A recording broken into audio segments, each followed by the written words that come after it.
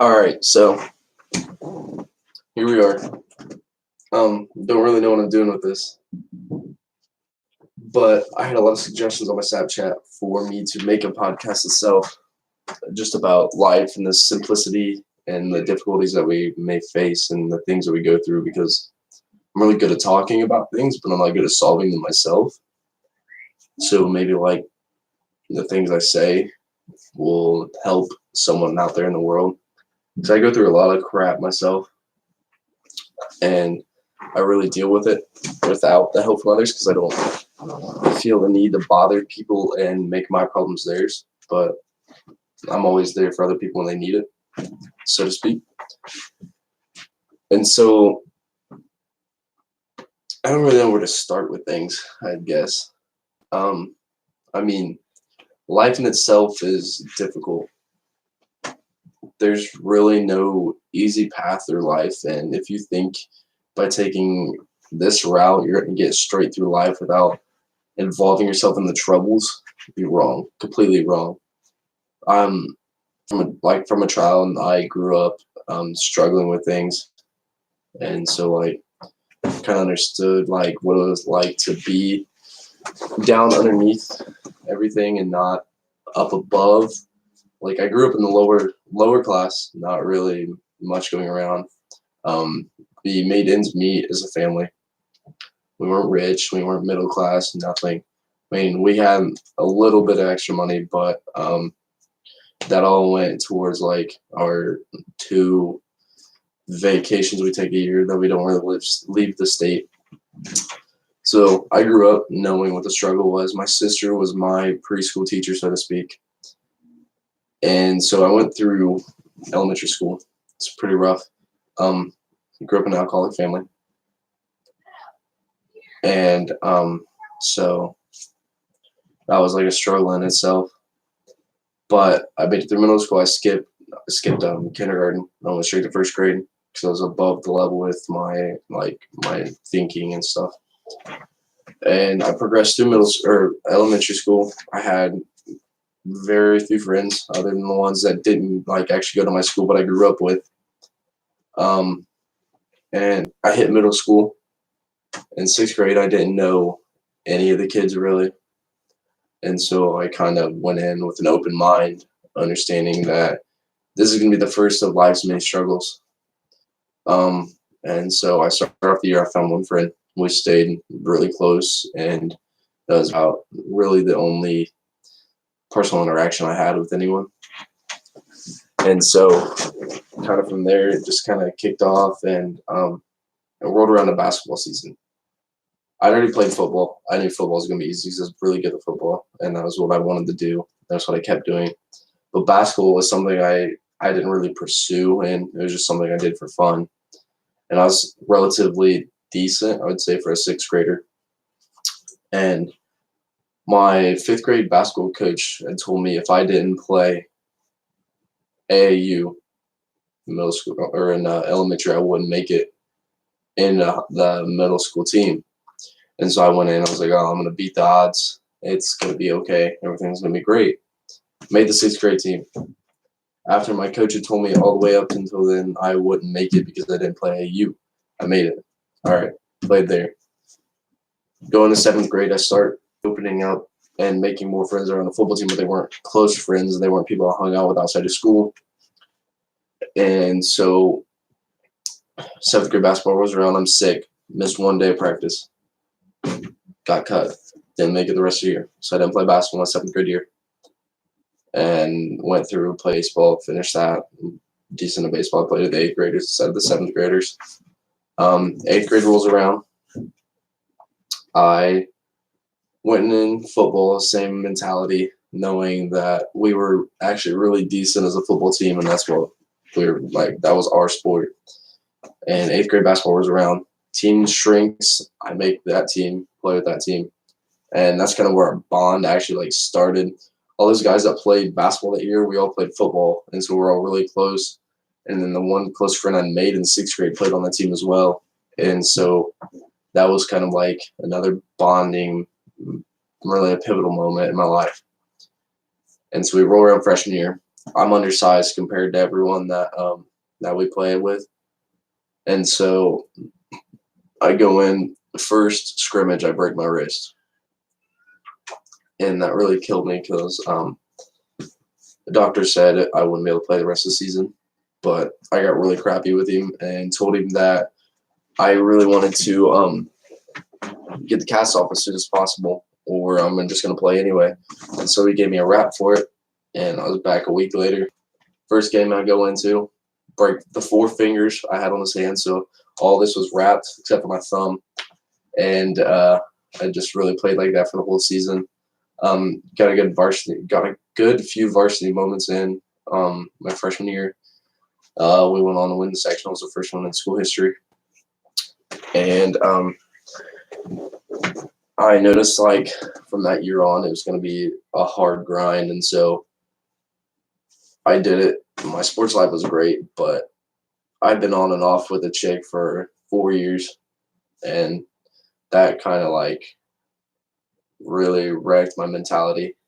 And by the end of sophomore year, I was just kind of like lost in space and didn't know what to do. And so I went on, dated this other chick, and that didn't go anywhere close to what it should have.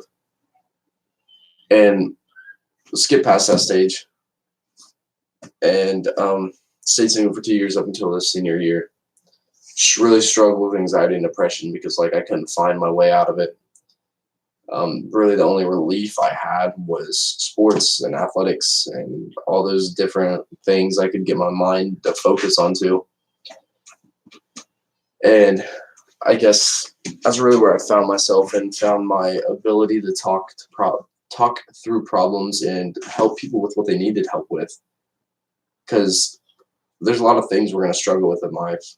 And by you sitting around and moping about your issues, you're not going to go anywhere. You're just going to implement other people's problems into your problems, and you're going to overthink your problems while you're trying to help the other people. And we get stuck in this mentality that we need to help other people, but sometimes we don't. We need to give them a little bit of advice, let them sit and fondle with it and figure out things and put it together and see how they want to make it work. And then you have to take time to focus on yourself, and that's really where I lacked, so to speak. I really just like involve myself in other people's problems, I'd say, and try to help everyone the best I could and not let people feel as if they were not needed or they were left out or things were not going to fall in place for them when the solution's like right in front of you. It's just a smoke screen right here. You got your solution, and the smoke screen in front of you is the issues. You're trying to look through that the smoke screen instead of walking through it. You just want to look past that and try to find your solution. But you have to go through that smoke screen to find the solution to your issues. You're not going to be able to really find yourself and find what you want to do without walking through the issues. You got to to get to the top of a mountain, all right, so to speak. You got to start in the valley, and you got to force yourself to walk up the side of that mountain and get to the peak. There's no easy path to it with yourself, your legs, your arms, your whatever supplies you bring. It is what it is. It's how you're going to get there. You can't just skip from the bottom to the top. You can't jump up there. You can't freaking skip every little step in between. You have to be prepared. You have to bring your supplies.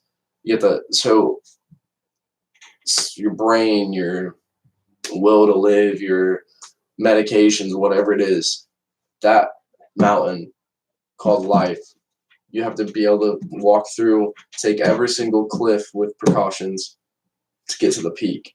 You can't start in the valley and skip the middle section to get to the peak. It's got to be all them steps in between piled up to get you to that one main goal. Taken for instance, I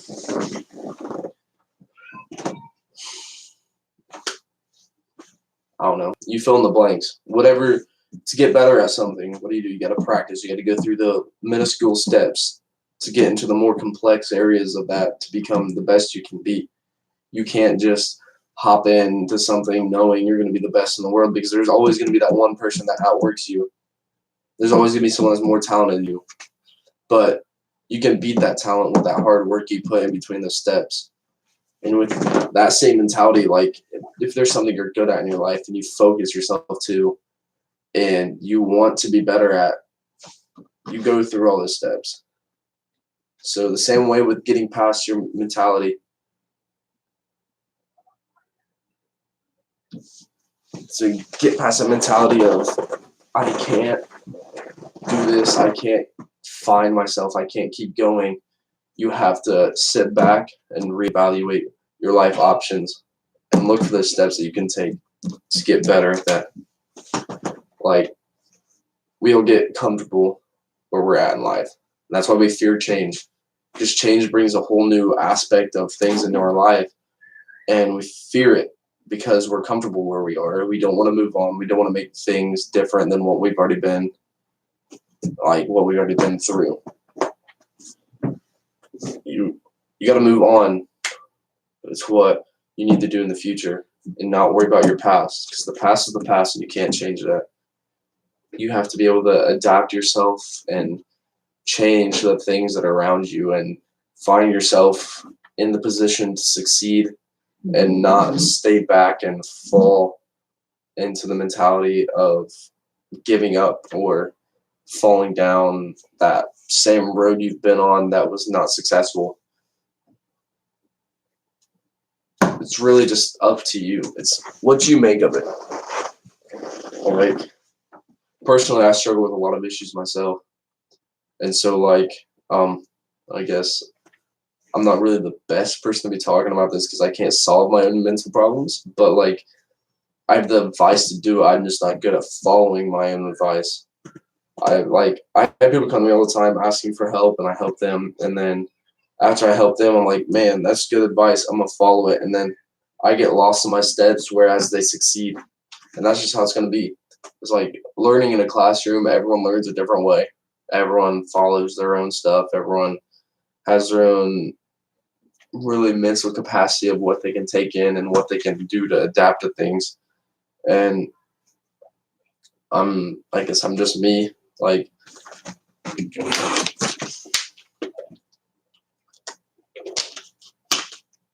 personally, I really succeeded in the classroom.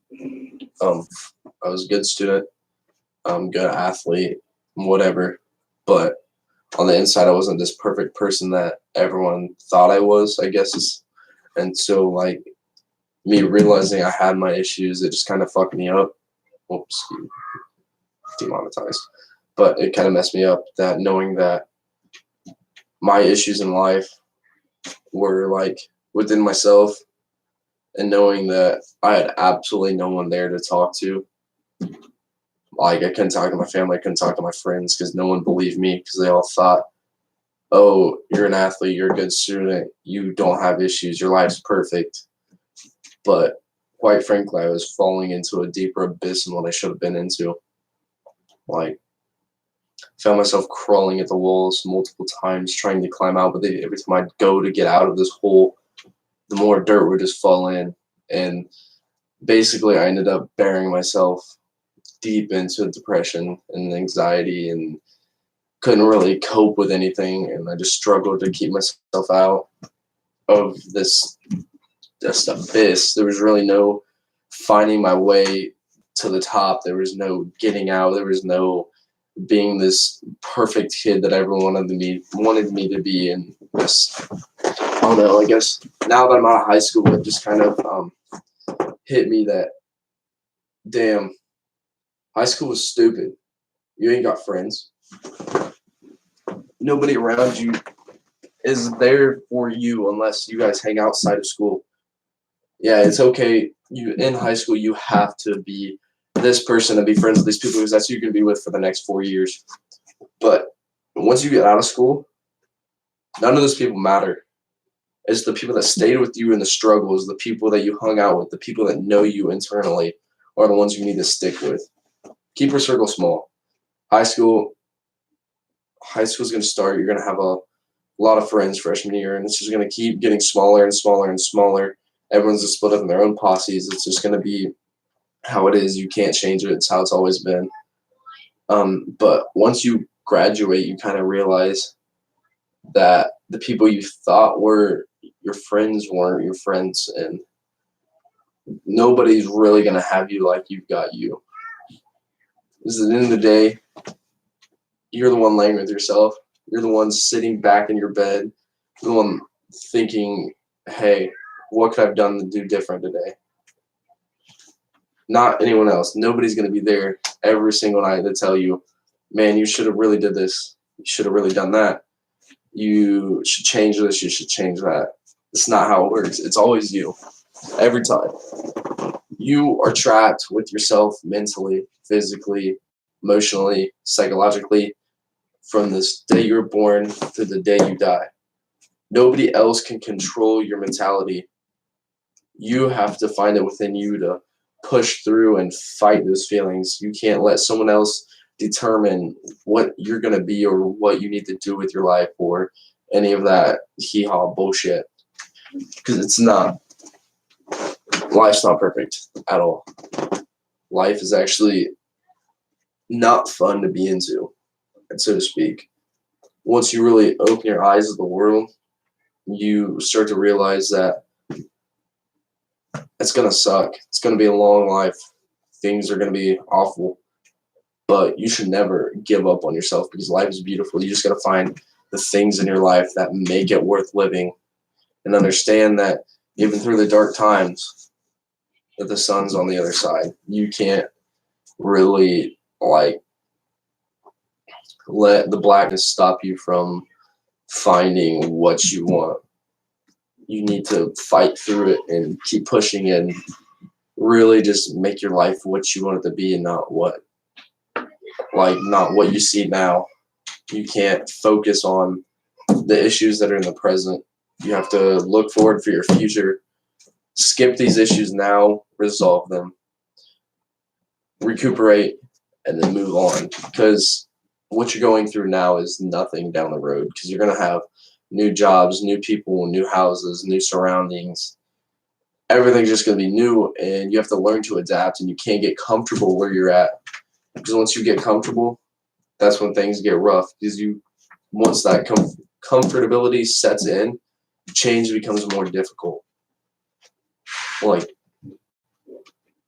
It's just not the same. You're going to struggle with school, work, financial situations, your family. If you have kids, you got to be able to keep your kids happy and keep your wife happy, your husband happy, whichever it may be. But you can't give up on them either. You have an obligation you set yourself to by making these decisions now. You make these decisions now in the hopes that in your future you can follow along that same path. And any tree that falls in your path, you got to be able to be ready to change and be flexible to that situation and adapt to beat the obstacles. You can't just walk straight through the path of life without thinking you're going to run into something that's along the way. Understanding that life's not perfect at all. Life's trash. But there's those moments in it that we live for. The moments that your family watching your kids grow up or watching you finally hit that goal you set as a child and maintaining that mentality of moving forward until you reach your internal happiness, whether it may not seem like it may come now or later, or who knows, it may never come. But you got to push yourself forward and never give up on your life because we all have a day is going to come and we're all going to die. It's just how it is. It's unavoidable. It's inevitable. But the times in between are the ones you got to push forward to and look for that thing in your life that's really going to fight to make you happy and just really strive and feed your soul, so to speak. I guess the overall message of this is to keep moving forward. Don't let the problems now, if you're in high school still, don't let relationship problems, get you down. Don't let that kill you. Don't let that set your vibe, because once you leave that high school and get out in the real world, and there's so many more people than what you're dealing with now, it's never going to be the same. The same group that you're messing with now isn't going to be down the road 10, 20 years later. You've got this set path of 4 years, when after that, you're opening your college, and the college is just insanely big compared to your high school. And so you can find new pathways and new options and what you want to do with your life, and take that down the road to wherever it may lead you. And it's really just what you make of it. I'm just here to like maybe put some guidance into someone's life, help them understand that no matter what you go through, life's always going to be there in the end. You've always got yourself. You can't give up now and expect to magically solve your problems. You have to be able to keep pushing and make your problems work into what you're dealing with now in your life, and keep that mentality that you can never give up on yourself. I'm always here, not only in the podcast, not only on TikTok, but I'll put a link to my Snapchat, my Instagram down below, and I'll try to add everyone back, try to help whoever needs help, and just really make it what everyone needs in their life is someone to help. And so I'll always be that person, whether I'm busy or not. But thank you guys for coming out and watching. It's been a good one. There'll be more in the future. Thank you.